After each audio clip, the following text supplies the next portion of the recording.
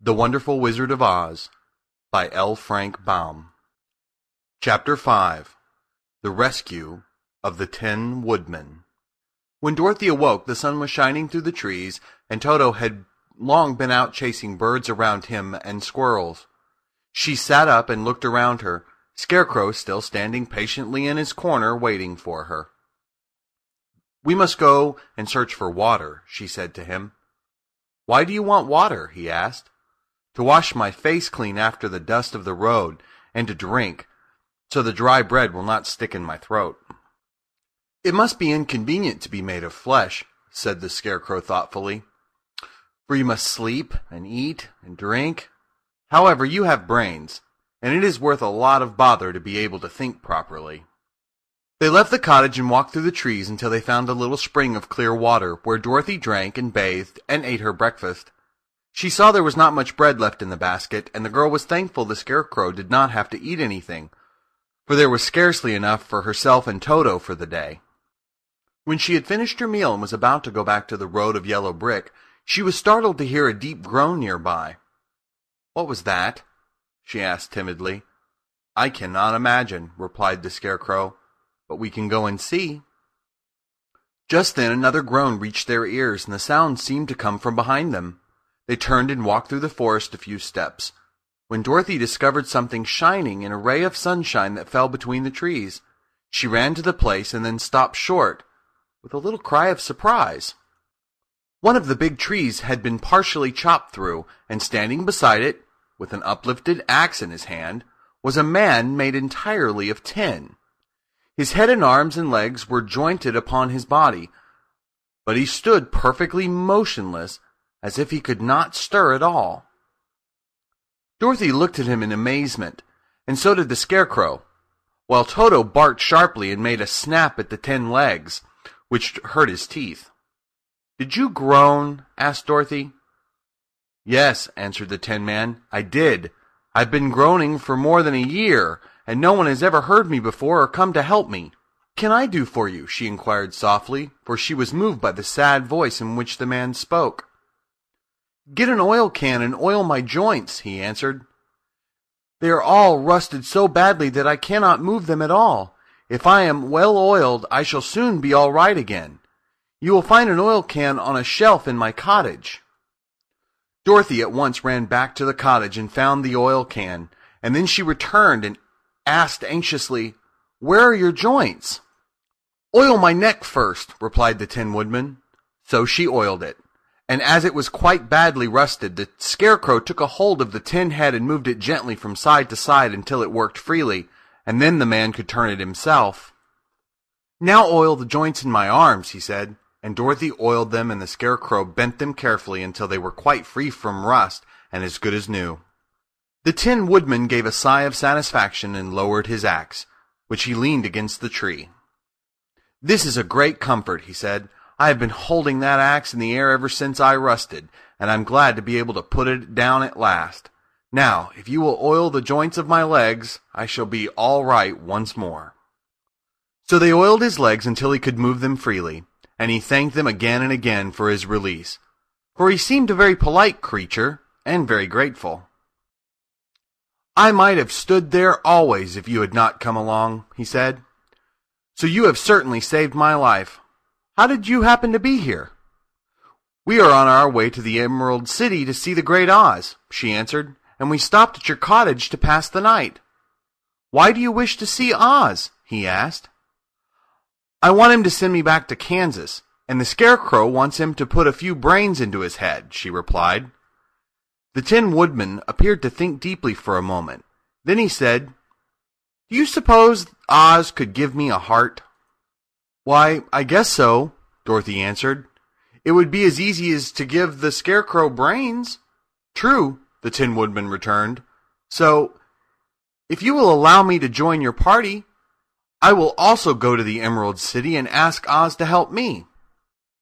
"Come along," said the Scarecrow heartedly, and Dorothy added that she would be pleased to have his company. So the Tin Woodman shouldered his axe, and they all passed through the forest until they came to the road that was paved with yellow brick. The Tin Woodman had asked Dorothy to put the oil can in her basket, for, he said. "If I should get caught in the rain, the rust again, and I would need the oil can badly." It was a bit of good luck to have their new comrade join the party, for soon after they had begun their journey again, they came to a place where the trees and branches grew so thick over the road that the travelers could not pass. But the Tin Woodman set to work with his axe and chopped so well that soon he cleared a passage for the entire party. Dorothy was thinking so earnestly as they walked along that she did not notice when the Scarecrow stumbled into a hole and rolled over to the side of the road. Indeed, he was obliged to call to her to help him up again. "Why didn't you walk around the hole?" asked the Tin Woodman. "I don't know enough," replied the Scarecrow cheerfully. "My head is stuffed with straw, you know, and that is why I am going to Oz, to ask him for some brains." "Oh, I see," said the Tin Woodman. "But, after all, brains are not the best things in the world." "Have you any?" inquired the Scarecrow. "No, my head is quite empty," answered the Woodman. "But once I had brains, and a heart also. So, having tried them both, I would much rather have a heart." "And why is that?" asked the Scarecrow. "I will tell you my story, and then you will know." So while they were walking through the forest, the Tin Woodman told the following story.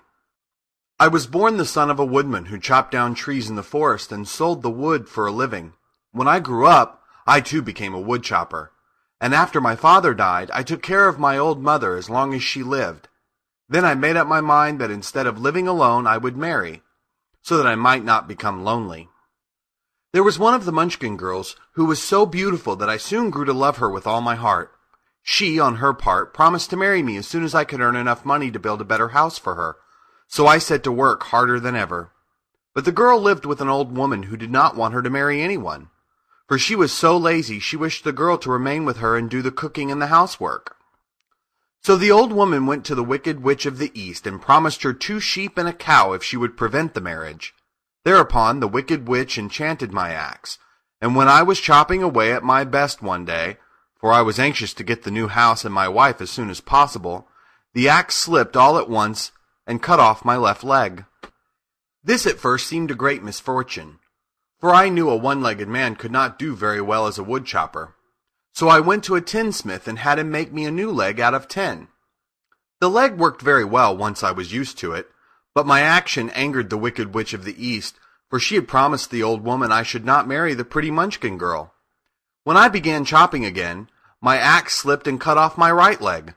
Again I went to the tinsmith, and again he made me a leg out of tin. After this, the enchanted axe cut off my arms, one after the other, but, nothing daunted, I had them replaced with tin ones. The Wicked Witch then made the axe slip and cut off my head, and at first I thought that was the end of me, but the tinsmith happened to come along, and he made me a new head out of tin. I thought I had beaten the Wicked Witch then, and I worked harder than ever, but I little knew how cruel my enemy could be.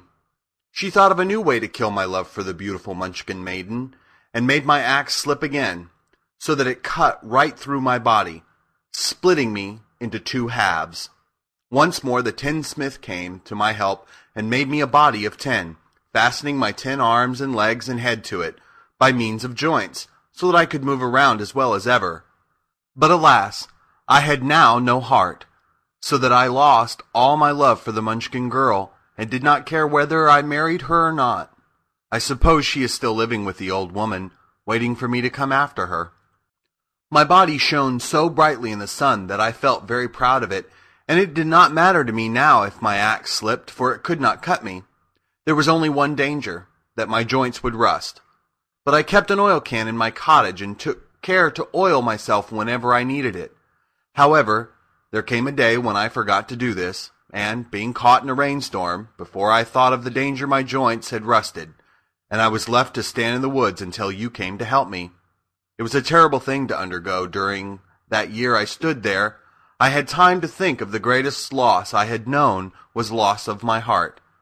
While I was in love, I was the happiest man on earth. But no one can love who has not a heart, and so I am resolved to ask Oz to give me one. If he does, I will go back to the Munchkin maiden and marry her.